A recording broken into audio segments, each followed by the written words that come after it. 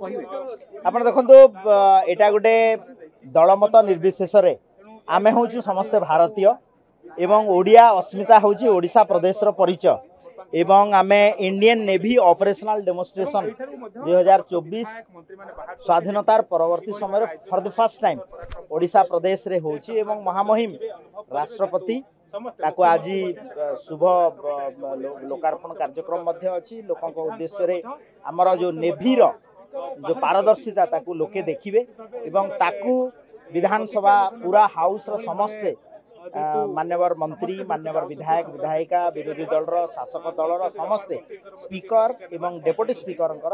अध्यक्षतार आम आज जाऊँ देखू एवं ता सहित आज आमर ओडिया अस्मितार परिचय कोणार्क फेस्टिवल चली जीवु देखू एवं tourism H well H unity in diversity promote करने यहाँ हूँ ओडिया अस्मितार गोटे बड़ पर्व हिसाब से आम भावुँ निश्चित भाव में यहाँ गोटे माने गोटे सर्वदलीय हिसाब से आम जाऊँ आम विधानसभा अनेक इश्यू